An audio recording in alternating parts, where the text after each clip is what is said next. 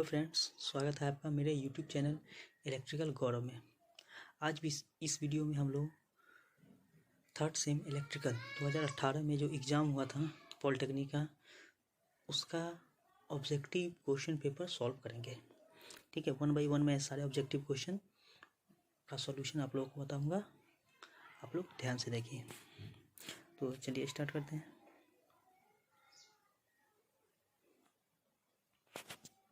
देखिए, सबसे पहला क्वेश्चन है, 2 wires A and B have the same cross section and are made of same material. देखिए, 2 wire हैं ए एंड बी, उनका सेम क्रॉस सेक्शन है। सेम क्रॉस सेक्शन का मतलब है कि दोनों का जो एरिया है, एरिया ऑफ क्रॉस सेक्शन, वो दोनों सेम है, A1 बराबर A2।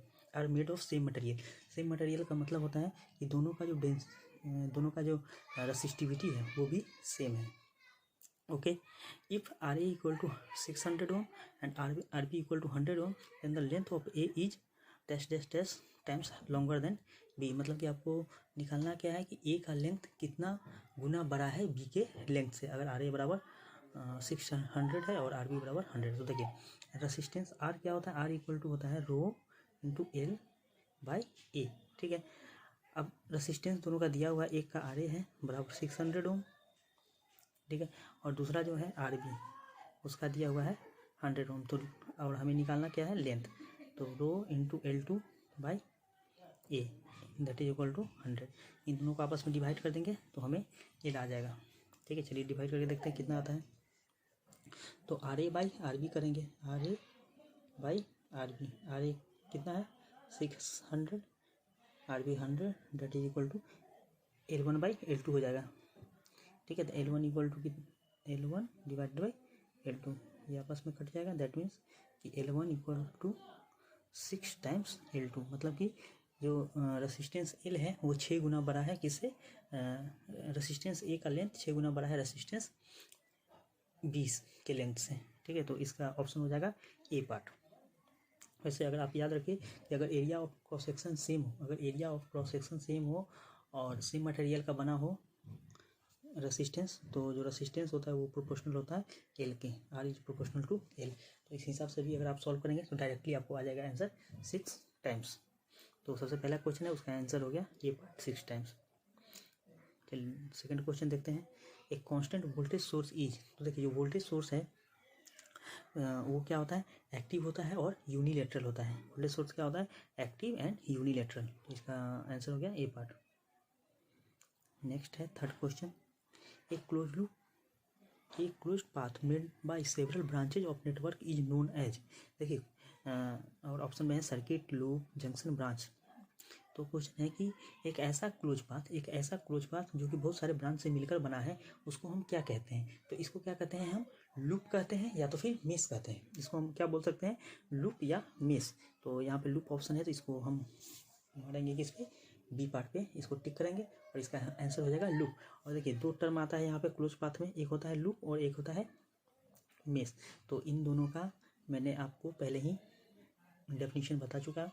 अगर आप इसके बारे में जानना चाहते हैं तो दूसरा वीडियो अब ऑलरेडी अपलोडेड है, उसमें आप देख सकते हैं कि लूप एंड मेश में क्या डिफरेंस है।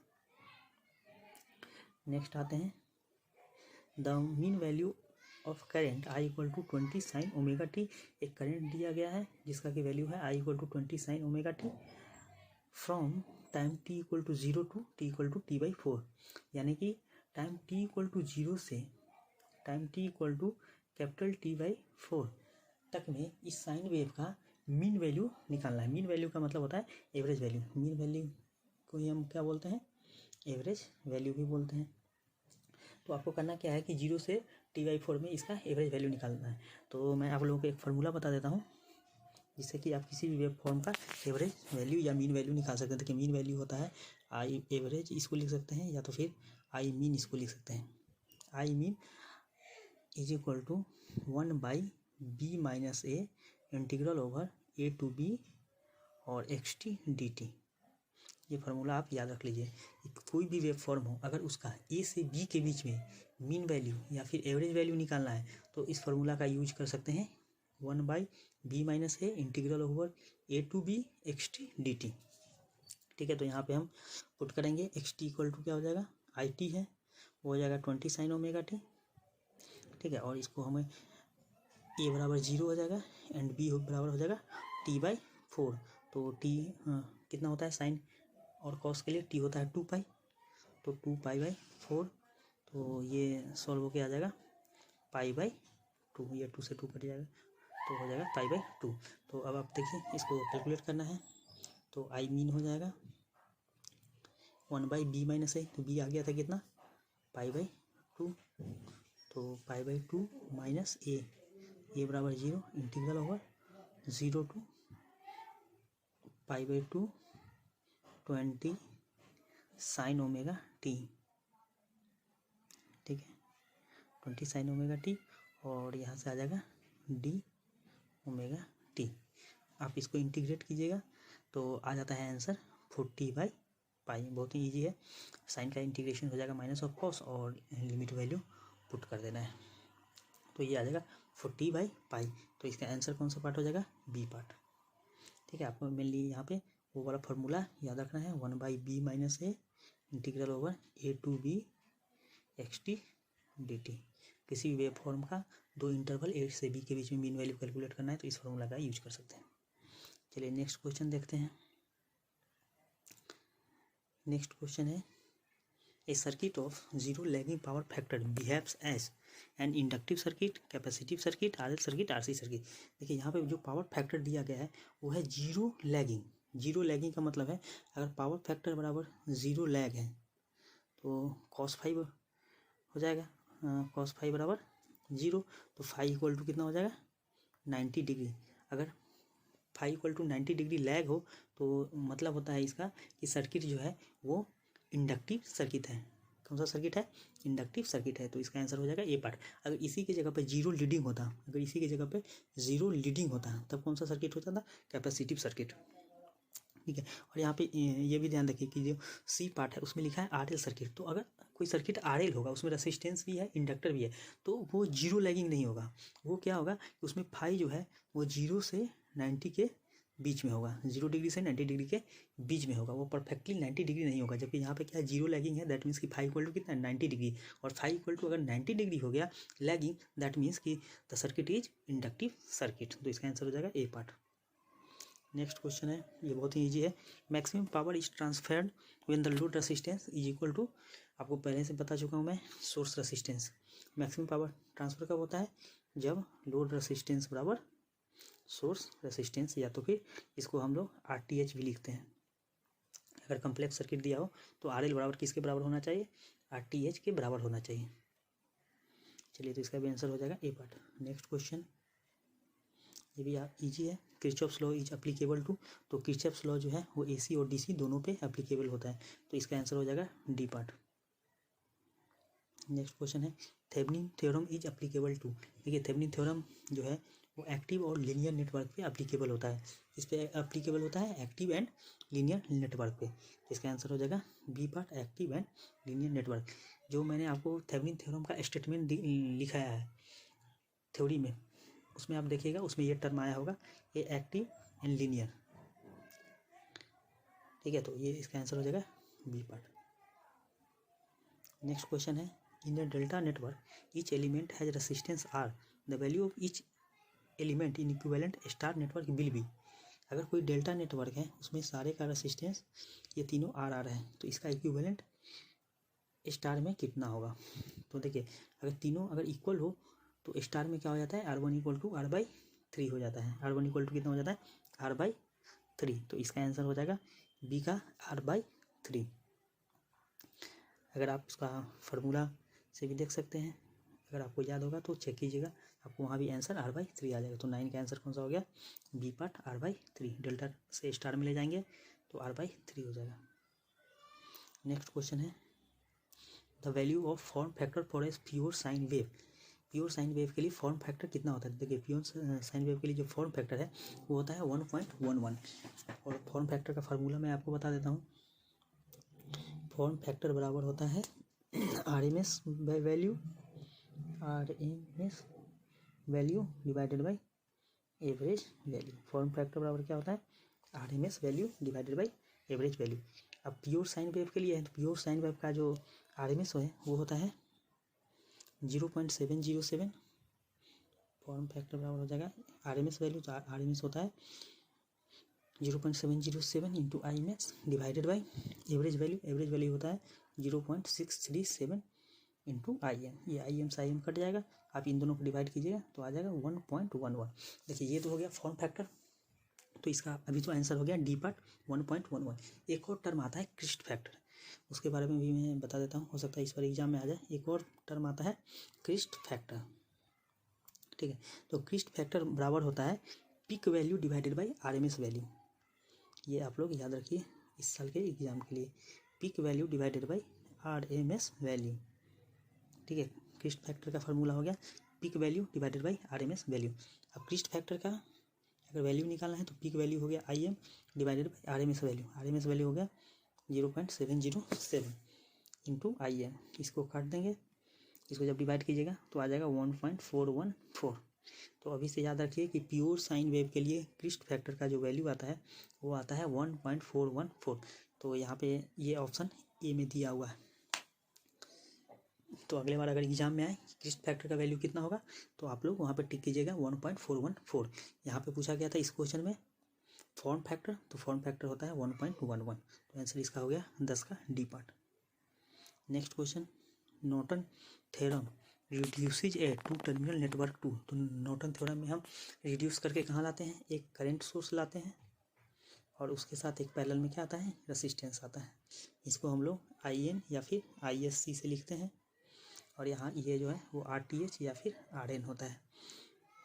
तो नॉर्टन थ्योरम में हम क्या करते हैं, किसी भी सर्किट को कहाँ पे लेके आते हैं, एक current source in parallel with है रेसिस्टेंस। तो यहाँ पे ऑप्शन ये कौन सा होगा, ये C part, a constant current source and impedance in parallel, ठीक है। तो आंसर हो गया इसका सी पार्ट। नेक्स्ट क्वेश्चन है, a 3 phase 4 wire system supplies power to a balance star connected load. एक 3 फेज 4 वायर सिस्टम है, ठीक है, और ये एक बैलेंस स्टार लोड को सप्लाई दे रहा है इस टाइप से, ठीक है।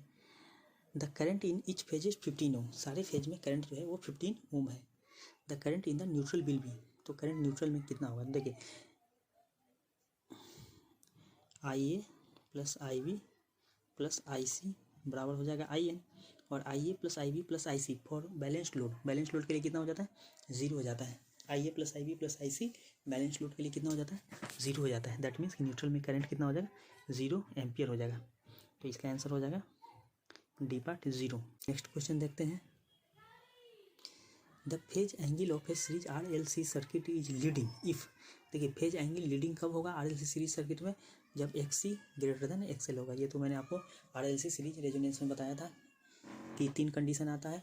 एक कंडीशन आता है जब XC ग्रेटर देन XL तो ये लीडिंग हो जाएगा, जब XC लेस देन XL तो लैगिंग हो जाएगा, और अगर XC बराबर XL हो जाएगा तो 0 पावर फैक्टर का केस हो जाता है, जो रेजोनेंस वाला केस होता है, ठीक है।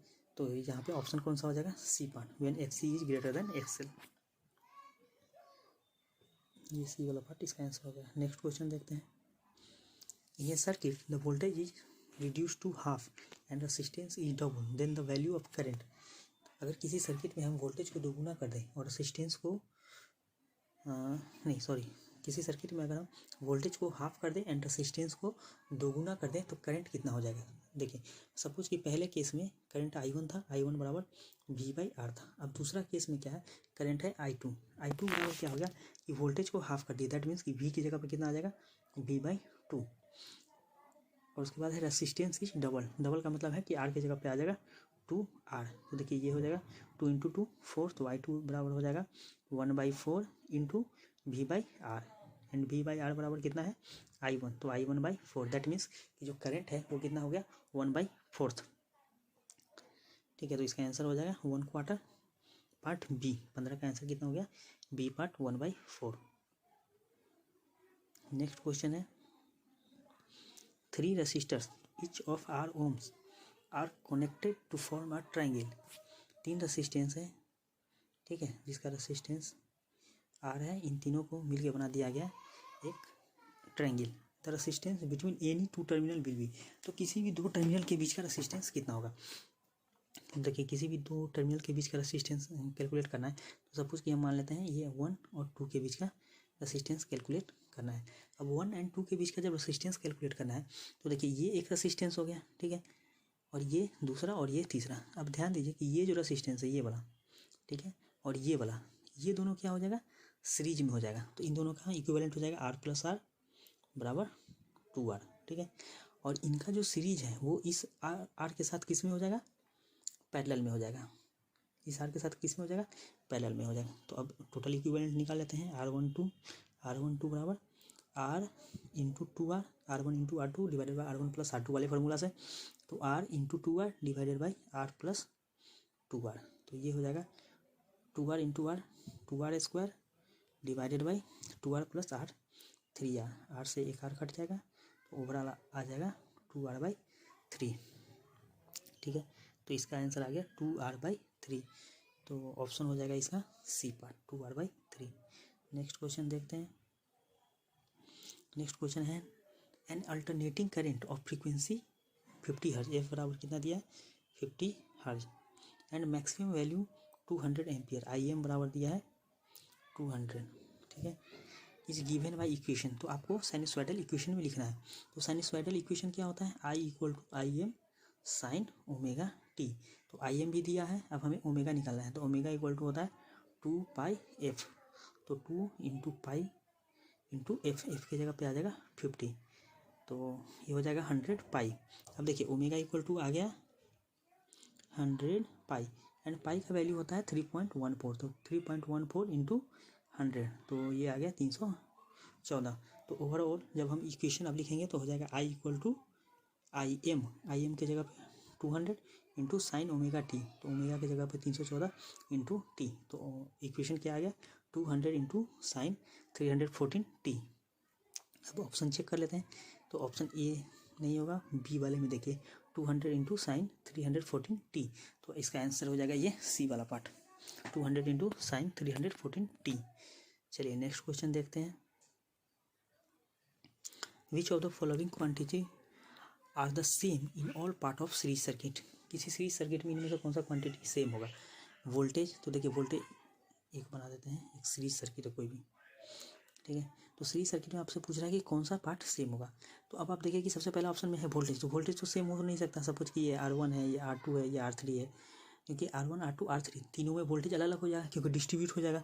दूसरा है पावर, पावर भी सेम नहीं हो सकता क्योंकि पावर होता है I² R, तो इसका मतलब पावर भी नहीं होगा। तीसरा है करंट। अब देखिए सीरीज सर्किट है, तो सीरीज में क्या होता है कि करंट, आपको मैंने शुरू में बताया था जब सीरीज एंड पैरेलल पढ़ा रहा था कि सीरीज में क्या होता है कि करंट, सेम करंट सब में फ्लो करता है। जो करंट यहाँ से निकलेगा वही R1 में जाएगा, वही R2 में जाएगा, वही R3 में जाएगा, R4 में जाएगा। दैट मीन्स कि यहाँ पे जो ऑप्शन है वो कौन सा हो जाएगा, सी पार्ट करंट, क्योंकि करंट एक ऐसा क्वांटिटी है जो कि सीरीज सर्किट में हर जगह सेम होता है। तो चलिए इसका आंसर हो गया C part current. Next question है in a series RC circuit the current dash dash the total voltage by an angle. RC circuit में करंट क्या करेगा, लैग करेगा कि लीड करेगा। तो देखिए RC सर्किट में याद रखिए कि करंट क्या करता है, लीड करता है। RL सर्किट में क्या करता है, लैग करता है। अब लीड कितने से करेगा, तो लीड करता है 0 से 90 डिग्री के बीच में। इसमें लैग कितना करेगा, तो 0 से 90 डिग्री के बीच में। अभी से याद रख लीजिए कि अगर RC सर्किट है तो उसमें करंट लीड करेगा और 0 से 90 डिग्री के बीच में लीड करेगा, और RL सर्किट है तो इसमें लैग करेगा और 0 से 90 डिग्री के बीच में लैग करेगा। ऑप्शन देख लेते हैं। पहला ऑप्शन है लैग्स बाई 45 डिग्री, तो ये नहीं हो सकता क्योंकि हम एग्जैक्ट एंगल नहीं बता सकते। दूसरा है लैग्स बाई 0 डिग्री, ये भी नहीं होगा क्योंकि RC सर्किट है तो लैगिंग तो हो नहीं सकता। नेक्स्ट ऑप्शन है लीड्स बिटवीन 0 to 90 डिग्री, तो वो ऑप्शन हो जाएगा सी पार्ट। देखिए डी पार्ट में भी क्या लिखा है, लीड्स बाई 90 डिग्री, तो लीड्स बाई 90 डिग्री नहीं होगा। 90 डिग्री तब होता जब सर्किट प्योरली कैपेसिटिव होता, जब सर्किट में ओनली सी होता तब लीड करता 90 डिग्री से। क्योंकि यहाँ पर रेसिस्टेंस भी है तो ये एक्यूरेट 90 डिग्री नहीं होगा, एग्जैक्ट 90 डिग्री नहीं होगा। ये 0 to 90 डिग्री के बीच में कोई भी एंगल हो सकता है, बट ऑलवेज लीडिंग होगा। इसका ऑप्शन हो गया C part. Next and last question देखते हैं। The net reactance in an RLC circuit, किसी RLC सर्किट का नेट रिएक्टेंस कितना होगा। तो देखिए इसका आंसर वैसे XL माइनस एक्सी हम लिख सकते हैं, ठीक है, एक्सएल माइनस एक्सी लिख सकते हैं, लेकिन इसके आंसर में थोड़ा सा कन्फ्यूजन है, एक्सी माइनस एक्सएल भी तो हो सकता है, ठीक है। अगर एक्सएल माइनस एक्सी हो सकता है तो एक्सी माइनस एक्सएल भी हो सकता है, बट जनरली इसको लिखा जाता है एक्सएल माइनस एक्सी से। तो इसमें ऑप्शन वैसे दोनों सही है, एक्सी माइनस एक्सएल भी सही है, एक्सएल माइनस एक्सी भी सही है, क्योंकि यहाँ पे सर्किट दिया नहीं है कि कौन सा है, आरएलसी सर्किट है, बट सीरीज है, पैरेलल है, क्या है, कुछ भी नहीं दिया, इसलिए हम इसमें दोनों ऑप्शन को वैलिड मानते हैं, XC minus XL and XL minus XC दोनों को, बट जनरली इसका ऑप्शन लिखा जाता है एक्सएल माइनस एक्सी। तो चलिए, इस टाइप से इस वीडियो में मैंने आपको 2018 का जो एग्ज़ाम हुआ था 3rd सेमेस्टर का, उसके सारे क्वेश्चन ऑब्जेक्टिव जितने भी थे वो मैंने आपको बता दिया। अगर आपको ये वीडियो अच्छा लगा हो तो लाइक एंड शेयर कीजिए ज़्यादा से ज़्यादा स्टूडेंट्स के पास, और नेक्स्ट वीडियो में हम लोग 2017 का क्वेश्चन डिस्कस करेंगे। Thank you for watching my video.